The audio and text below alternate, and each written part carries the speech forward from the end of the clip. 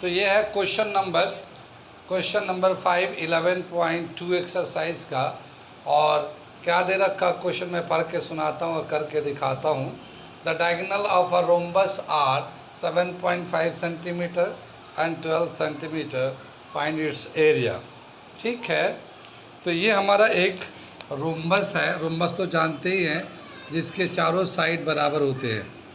ठीक है, लेकिन इसके डायगोनल अलग अलग होते हैं। तो इसके डायगोनल जो है अलग अलग दे रखा है। एक दे रखा है 7.5 सेंटीमीटर और दूसरा 12 सेंटीमीटर दे रखा है। ठीक है, तो इसका एरिया निकालना है। एरिया ऑफ डायगोनल कैसे निकालते हैं, एरिया ऑफ रोम्बस कैसे निकालते हैं डायगोनल के हेल्प से? क्या फॉर्मूला होता है? बिल्कुल सही। हाँ, तो ये हम लोग सॉल्यूशन करने जा रहे हैं। एरिया ऑफ रोम्बस का डायगोनल के टर्म में क्या फॉर्मूला होता है? Half d1 into d2। ये हमारा रोम्बस के टर्म में, डायगोनल के टर्म में फॉर्मूला होता है। यहाँ पे हम लोग चाहें तो d1 जो है 7.5 सेंटीमीटर ले लेते हैं और d2 12 सेंटीमीटर ले लेते हैं। ये सेंटीमीटर स्क्वायर हो गया। 2 से काटेंगे, ये 6 हो जाएगा। 6 को इसको मल्टीप्लाई करेंगे, 6 5 ज़ा 33, 6 7 ज़ा 42 एंड 3 45। एक के बाद यहाँ डेसिमल है तो एक के बाद डेसिमल लगा दिए तो 45 सेंटीमीटर स्क्वायर। ये आ जाएगा हमारा एरिया ऑफ रोम्बस। कहाँ कहाँ समझ में आया? आ रहा है ये? हाँ, नोट करिए इसे। मैं अगला क्वेश्चन बताता हूँ। ठीक है, ये दे रखा 11.2 क्वेश्चन नंबर 6। क्या दे रखा क्वेश्चन में मैं पढ़ता हूँ और बताता हूँ। Find the area of a rhombus whose side is 5 centimetre and whose altitude is 4.8 centimetre. इसका साइड दे रखा 5 सेंटीमीटर का, ऑल्टीट्यूड दे रखा 4.8 सेंटीमीटर का। आगे दे रखा if one of the diagonal is 8 centimetre long, find the length of another diagonal. तो एक अगर डायगोनल जो है 8 सेंटीमीटर का है तो दूसरा डायगोनल कितने का होगा, ये बताना है। तो मैं यहाँ पे एक रोम्बस बनाता हूँ पहले। तो ये हमारा रोम्बस है इस तरह से, और इसका एक साइड जो दे रखा 5 सेंटीमीटर का है। तो ज़ाहिर है रोम्बस है तो सभी साइड 5 सेंटीमीटर के ही होंगे। ये भी। ठीक, इस पे एक ऑल्टीट्यूड का मतलब क्या होता है? परपेंडिकुलर ड्रॉ किया गया है और ऑल्टीट्यूड है 4.8 सेंटीमीटर। ठीक है, 4.8 सेंटीमीटर। ये DE ले लेते हैं हम लोग, यहाँ पे E ले लेते हैं। तो एरिया ऑफ रोम्बस का क्या फार्मूला होता है? एरिया ऑफ रोम्बस का जो फार्मूला है, रोम्बस के दो फार्मूले हैं। एक तो बेस इंटू हाइट है और दूसरा हाफ d1 इंटू d2 है। ठीक है, दूसरा हाफ d1 इंटू d2 है। तो अभी हम लोग क्या करेंगे, बेस एंड हाइट से इसका एरिया निकाल लेते हैं। तो बेस कितना है? 5 सेंटीमीटर। हाइट कितना है? 4.8 सेंटीमीटर। और इसका एरिया है तो सेंटीमीटर स्क्वायर हो गया। 5 से मल्टीप्लाई करेंगे, 5 8 ज़ा 44, 5 4 ज़ा 24, कैरी 24। तो ये 24 सेंटीमीटर स्क्वायर इस रोम्बस का एरिया आ गया। ठीक है, अब इसी रोम्बस का एक डायगोनल तो दे रखा 8 सेंटीमीटर, ये ABC, ये 8 सेंटीमीटर देखा। ये दूसरा डायगोनल हमें निकालना, D1 तो दे रखा है, अब हमें D2 निकालना है। D1 कितना दे रखा है? ये D1 8 सेंटीमीटर दे रखा है। अब हमें D2 निकालना है। कितनी बात समझ में आई? अब एरिया ऑफ रोम्बस हम लोग डायगोनल के हेल्प से ले लेते हैं। Area of rhombus is equal to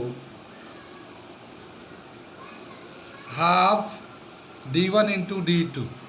ठीक है, एक क्वेश्चन को मिटा दें, हमें समझ में आ गया। ये क्वेश्चन तो समझ में आ गया, हम लोग मिटा देते हैं।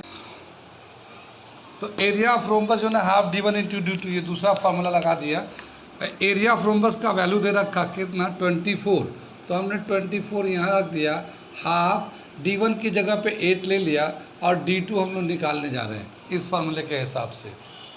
ठीक है, ये 2 से कैंसिल करेंगे तो 4 आ जाएगा, 4 मल्टीप्लाई में इधर आके डिवाइड में आ जाएगा तो ये D2 आ जाएगा, 4 से काटेंगे 6 आ जाएगा। तो दूसरा जो डायगोनल है D2 जो आएगा वो 6 सेंटीमीटर आ गया। तो ये 2 आंसर हो जाएंगे। एक बोला एरिया निकालिए, तो एरिया जो है बेस इंटू हाइट से निकाल दिया हम लोगों ने, बेस इंटू हाइट से निकाला एरिया ऑफ ट्रेपेजियम और रोम्बस, तो वो आया 24 सेंटीमीटर स्क्वायर। एक डायगोनल दे रखा था तो हम लोगों ने D1 D2 के हेल्प से निकाला, तो D1 तो 8 सेंटीमीटर दिया था, D2 जो है ना इस फार्मूले के हेल्प से वो 6 सेंटीमीटर का आ गया। कहाँ कहाँ समझ में आ रहा है, फिगर समझ में आ रही है। आगे चले, अगला क्वेश्चन करें। ये अगला क्वेश्चन नंबर 7 है 11.2 का। क्या दे रखा है, the floor of a building consist of 3000 tiles which are rhombus shaped and each of its diagonals are 45 centimeter and 30 centimeter in length. Find the total cost of polishing the floor if the cost per meter square is ₹4। एक floor है, ground floor है ज़मीन का, घर का, और वो जो है पूरे फ्लोर में टाइल से उसको लगाया गया है, टाइल लगाया गया। जैसे ये फ्लोर है और इस पूरे फ्लोर में ये टाइल लगाया गया, किस शेप का, रोम्बस शेप का, ऐसे रोम्बस शेप का टाइल लगाया गया है। और इसमें रोम्बस शेप का जो टाइल है इसका दोनों डायगोनल दे रखा है, एक डायगोनल दे रखा है 25 और दूसरा दे रखा है 30। कितनी बात सुन में, इसमें टोटल टाइल यहाँ से पूरा टाइल जो ना 3000 टाइल लगाए गए हैं, पूरे में 3000 टाइल लगाए गए हैं। अगर 4 रुपये पर मीटर स्क्वायर का खर्चा है तो टोटल पॉलिशिंग करने में कितना खर्चा आएगा। इसको फ्लोर को अगर पॉलिशिंग यानी सफाई करवाना है तो कितने रुपये का खर्चा आएगा पॉलिशिंग कराने में। कितनी बात सुन में। तो सबसे पहले हम लोग क्या लेंगे कि पूरे फ्लोर का एरिया लेते हैं। पूरे फ्लोर में कितना टाइल लगा हुआ, 3000 टाइल लगा हुआ। टाइल का शेप कैसा है, रोम्बस शेप है। रोम्बस का क्या दे रखा है इन्फॉर्मेशन में, डायगोनल दे रखा है। तो एक रोम्बस का डायगोनल के हेल्प से एरिया निकालते हैं, फिर उसको 3000 से मल्टीप्लाई कर देंगे तो इस पूरे फ्लोर का एरिया आ जाएगा। और जब एरिया आ जाएगा तो कॉस्ट जो 4 रुपये का रेट है उससे मल्टीप्लाई कर देंगे तो टोटल पॉलिशिंग करने का कितना खर्चा आएगा वो पता चल जाएगा। कितनी बात समझ में आई। आगे चले, ठीक है। तो चलिए, तो मैं इसको थोड़ा सा यहाँ करता फिर सवाल को मिटाऊंगा। तो यहाँ पे क्या दे रखा, सोल्यूशन कर रहे हैं हम लोग। तो D1 जो था 40 से 45 सेंटीमीटर है और D2 जो है 30 सेंटीमीटर है, ठीक है। और रेट क्या दे रखा है, 4 रुपीज़ पर मीटर स्क्वायर, ₹4 पर मीटर स्क्वायर ये दे रखा है। टोटल कॉस्ट निकालना है तो एरिया ऑफ अ रोम्बस निकालते, एरिया ऑफ अ रोम्बस निकालते हैं। एक रोम्बस का एरिया कितना होगा, हाफ D1 इंटू D2 आ जाएगा। हाफ D1 कितना दे रखा है, ये 45 सेंटीमीटर में दे रखा है ये, और ये 30 भी सेंटीमीटर में दे रखा, तो ये सेंटीमीटर स्क्वायर में लिख लेते हैं अभी, ठीक है। एरिया आ जाएगा, ठीक है। 1/2 45 सेंटीमीटर था, हम लोग इसको मीटर में कर लेते हैं, और ये 30 सेंटीमीटर था, इसको भी मीटर में कर लेते हैं, ये मीटर में स्क्वायर होगा। ये एक टाइल का हो गया, एक रोम्बस शेप का टाइल का हो गया। अब टोटल टाइल कितना था, 3000 है, और 3000 से जब मल्टीप्लाई करते इस पूरे फ्लोर का एरिया का पता चल जाएगा। तो area of floor is equal to area of floor is equal to area of 1 rhombus into 3000, इससे मल्टीप्लाई करो, इतना रोम्बस टाइल लगा हुआ है। तो क्या है ये 1/2 45 अपॉन 100 30 अपॉन 100 और ये 3000, ये मीटर स्क्वायर आ गया। चाहे तो इसको हम लोग थोड़ा सिंप्लीफाई कर लेते हैं। देखो नीचे 2 0 ये है, 2 0 ये है, 4 0 हो जाएगा। तो 1 ज़ीरो ये और 3 ज़ीरो ये, तो ये 4 ज़ीरो सारे ज़ीरो को ख़त्म कर देते हैं ये। ठीक है, तो कितना आ जाएगा ये 1/2, ये 45 आ जाएगा और ये 3 3 या 9 आ जाएगा। इतना मीटर स्क्वायर एरिया आ गया। अब 4 रुपये का रेट दे रखा है, इस रेट से हमें निकालना है कि कितना कॉस्ट आएगा। कितनी बात समझ में आई? कितना कॉस्ट आएगा, तो जितना एरिया होता है उसको रेट से मल्टीप्लाई कर देते हैं। तो total cost is equal to area into rate.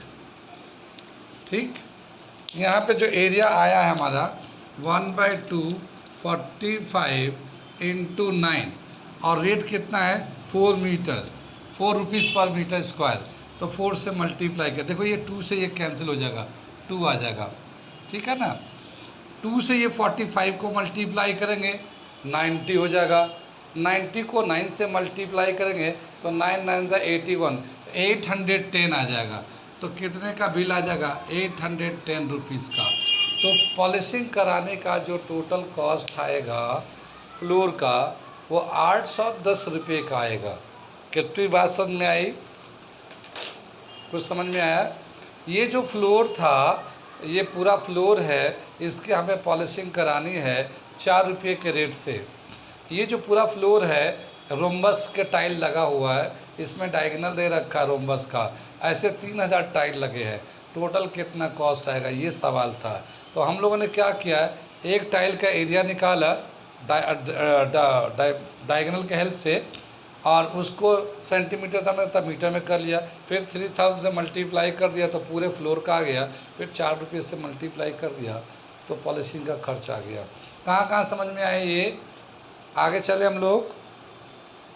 आज हम लोग यहीं पे, हाँ आज हम यहीं पे रह देते हैं।